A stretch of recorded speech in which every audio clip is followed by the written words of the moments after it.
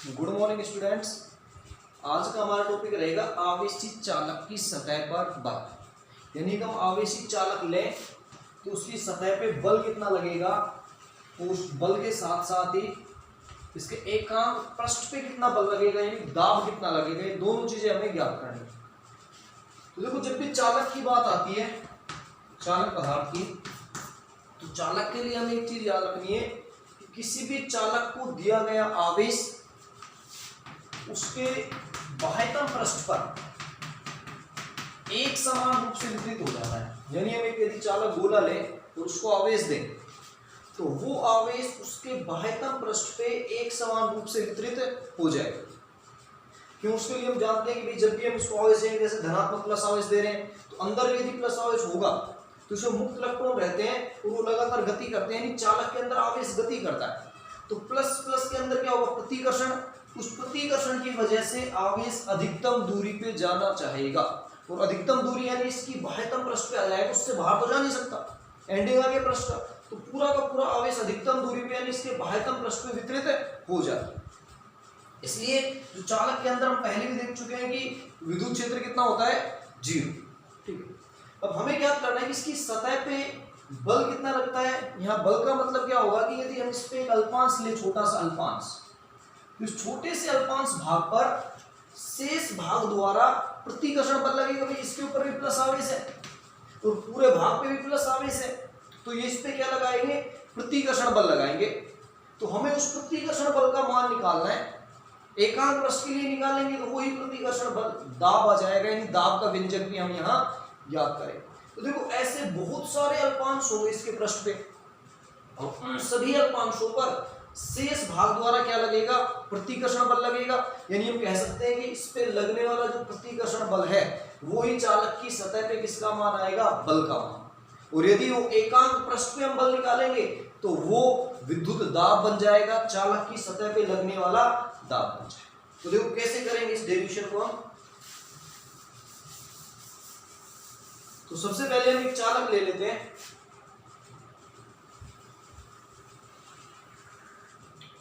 ये चालक है, इसके ऊपर आवेश एक समान रूप से वितरित है।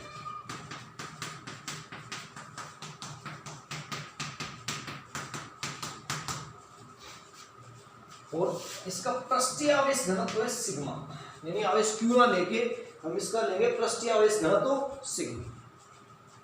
अब देखो, ये डेरिवेशन करने के लिए, सतह पे बल निकालने के लिए, इस चालक के पृष्ठ के बाहर और पृष्ठ के अंदर सममित स्थिति पे हम दो बिंदु लेंगे P1 और P2। यानी इस चालक के पृष्ठ के जस्ट बाहर और इस चालक के पृष्ठ के जस्ट अंदर हम दो बिंदु लेंगे जो सममित दूरी पे हैं, P1 व P2। तो इन दोनों बिंदुओं पे हम देखेंगे कि बल कितना लग रहा है, विद्युत क्षेत्र कितना काम कर रहा है। तो देखो, P1 बिंदु है वो बाहर है और P2 बिंदु कहाँ है, अंदर। तो चालक की सतह के बाहर और अंदर हम विद्युत क्षेत्र लिख सकते हैं। सबसे पहले तो बिंदु P1 पर विद्युत क्षेत्र, बिंदु इसकी सतह के बाहर है और चालक की सतह पे बाहर विद्युत क्षेत्र, इसको P1 नाम देते हैं। हम जानते हैं कितना होता है, सिग्मा अपॉन एप्सिलॉन नॉट, पढ़ चुके हैं पहले।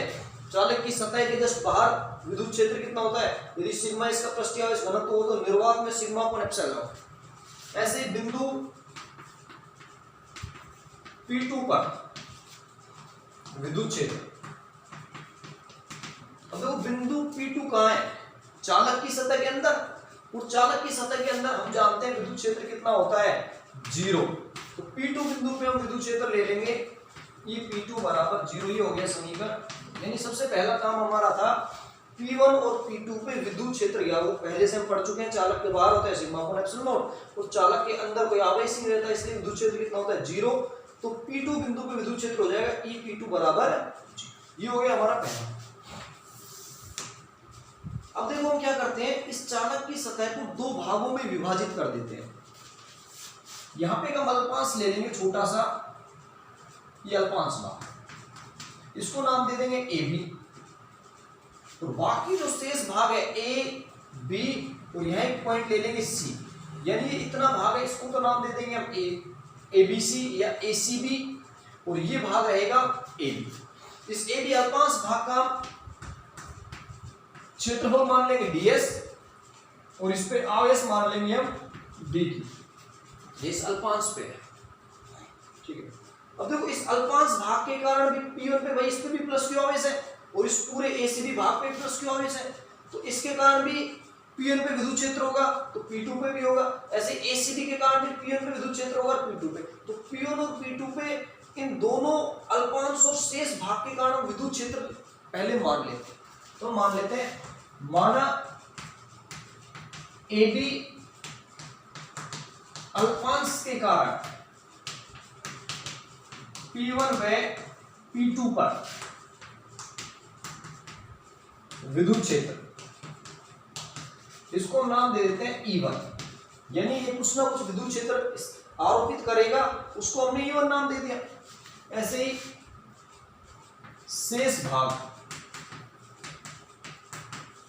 ACB द्वारा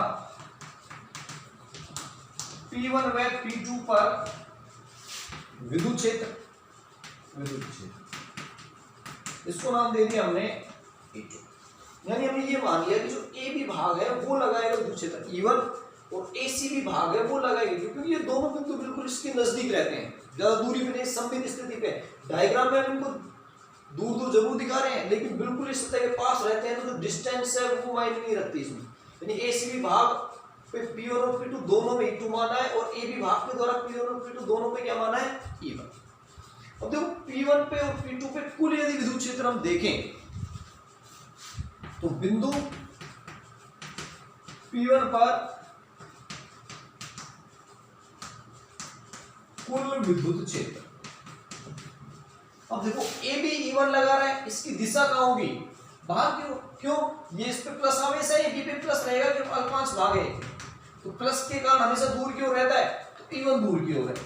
अब ACB विद्युत क्षेत्र कितना उत्पन्न कर रहा है, E2, तो E2 की दिशा यदि P1 के लिए देखूं तो P1 ACB के भी इधर है, दूर की ओर होगा, तो E2 भी कहां होगा, यानी AB के कारण जो विद्युत क्षेत्र E1 है उसकी दिशा बिंदु P1 पे बाहर की ओर रहेगी, प्रतिकर्षण होगा।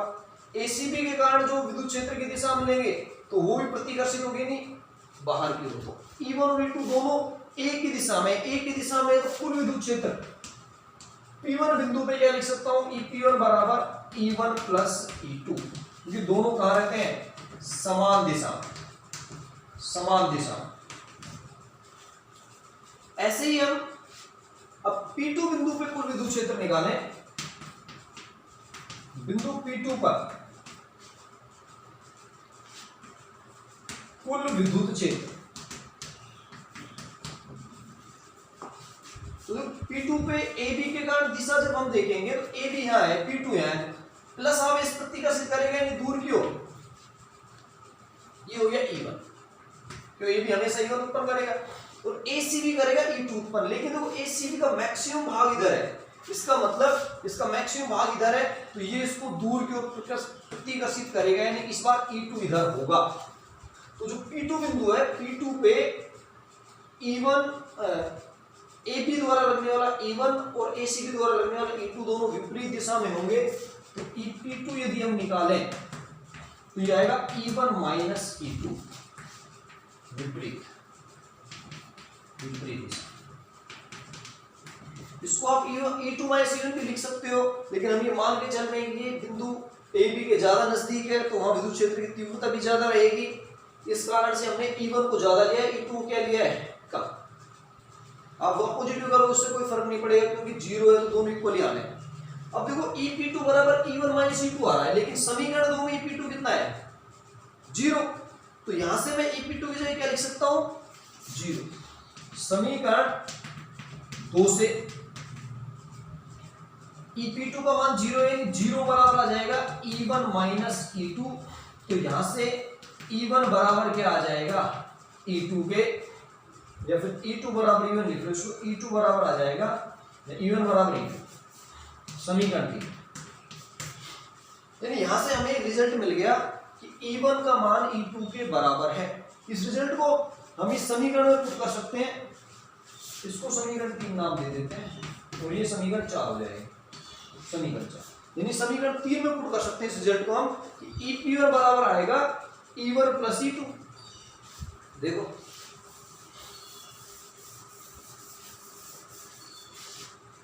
समीकरण 3 से E_P1 बराबर E1 का मान E2 के बराबर है, E2 प्लस E2। देखो हम यहां से E2 निकालेंगे। E2 क्यों निकालेंगे? क्योंकि हमें इस पूरे भाग द्वारा इस अल्पांश में विद्युत क्षेत्र ज्ञात करना है या विद्युत बल ज्ञात करना है और दाब ज्ञात करना है। तो बल लगाएगा कौन? एसीबी भाग, और एसीबी का विद्युत क्षेत्र क्या है? E2। इसलिए हमने E1 ना निकाल के E2 निकालेंगे यहाँ पे। तो E_P1 बराबर E2 प्लस E2। E_P1 का मान समीकरण 1 में हमें पता है, समीकरण 1 से सिग्मा अपॉन एप्सिलॉन नॉट था, तो सिग्मा अपॉन एप्सिलॉन नॉट ये आ गया समीकरण 1 से। E_P1 का मान ये हो जाएगा 2E2।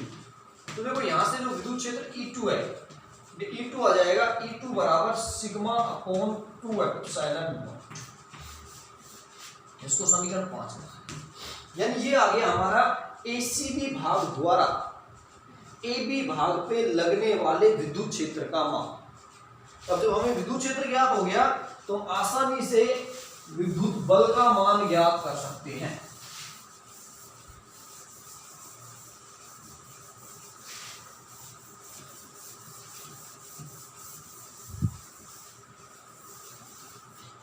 देखो ये आ गया एसीबी द्वारा AB पे लगने वाला विद्युत क्षेत्र।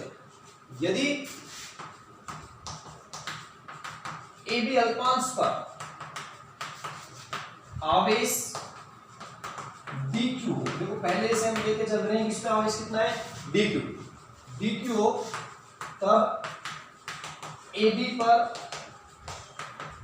लगने वाला बल, यदि AB पे बल निकाले तो अल्पांश पे हमें बल निकाल रहे हैं, बल अल्प होगा, D लगा देंगे dF। अल्पांश के लिए बल के आगे D लगा देते हैं, dF बराबर, बल का फॉर्मूला क्या होता है? F बराबर QE, E बराबर F अपॉन Q था, तो dF बराबर, देखो इस पे विद्युत क्षेत्र क्या लग रहा है? E2, क्यों? ACB AB पे विद्युत क्षेत्र कितना लगा है? ये हमने निकाला E2, और इस पे आवेश का मान कितना है? dq। समीकरण 5 से मान रख दो, समीकरण 5 से तो देखो dF बराबर आ जाएगा sigma upon 2 epsilon not into dq। अब अल्पांश हमने माना था, तो चूंकि सिग्मा बराबर क्या होता है? dq अपॉन ds, जहां ds क्या है? इसका पृष्ठीय क्षेत्रफल जो हम ले चुके हैं। तो यहां से dq का मान कितना आएगा? सिग्मा ds, ये पुट कर दो यहां पे। तो dF बराबर sigma upon 2 epsilon not into sigma into ds। तो यहां से जो बल लगेगा इस अल्पांश पे dF, वो आ जाएगा sigma into sigma, sigma square upon 2 epsilon not into ds। ये आ जाता है इस अल्पांश भाग पे AB पे पूरे ACB भाग द्वारा लगने वाला बल, dF बराबर sigma square upon 2 epsilon not into ds। देखो विद्युत क्षेत्र E के रूप में भी हम इस फॉर्मूले को लिख सकते हैं, क्योंकि जो सिग्मा होता है, सिग्मा का मान यदि हम लिखें तो Q अपॉन सरफेस है, सॉरी हम डायरेक्ट काम में लेंगे, तो यहाँ पे हमने विद्युत क्षेत्र निकाला था, इसके बाहर होता है E बराबर सिग्मा अपॉन एप्सिलॉन नॉट, वो फॉर्मूला काम में ले लेंगे, E बराबर सिग्मा अपॉन एप्सिलॉन। तो यहां से सिग्मा का मान आ जाएगा E इनटू एप्सिलॉन, ये फॉर्मूला काम में ले लेंगे। तो देखो वैल्यू पुट करें,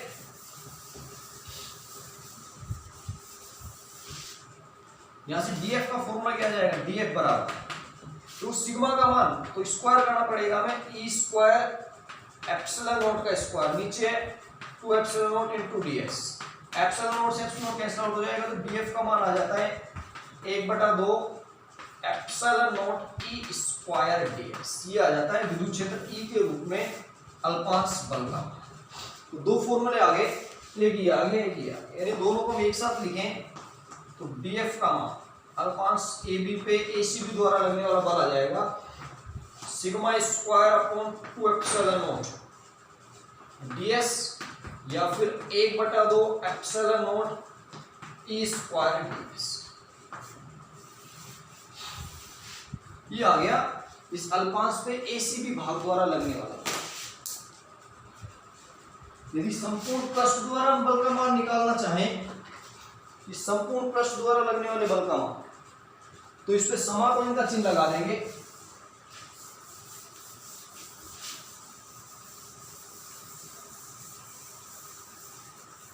इसको समीकरण 5 बना देते हैं, समीकरण 5 6। और संपूर्ण पृष्ठ द्वारा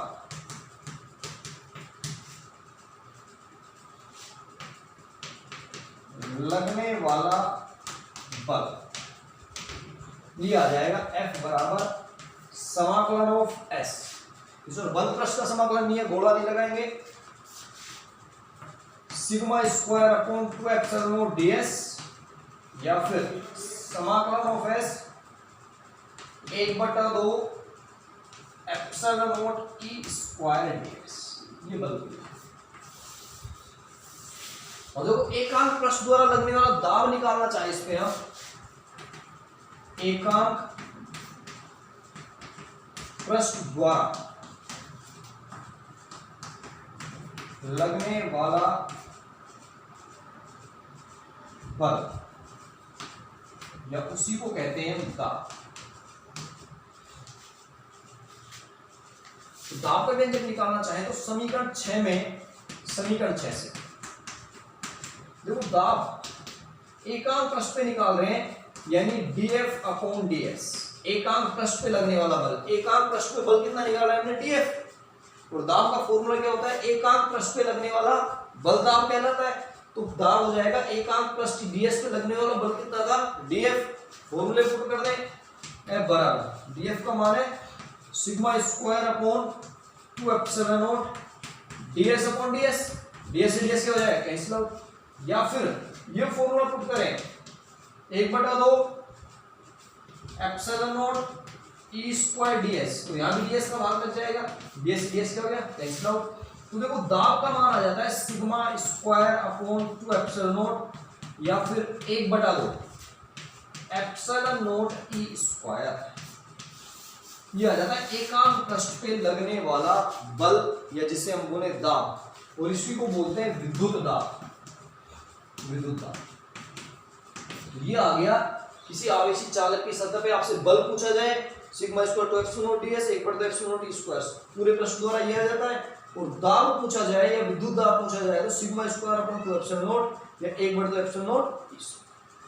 थैंक यू, आज के लिए इतना ही। कल नेक्स्ट टॉपिक देखते हैं।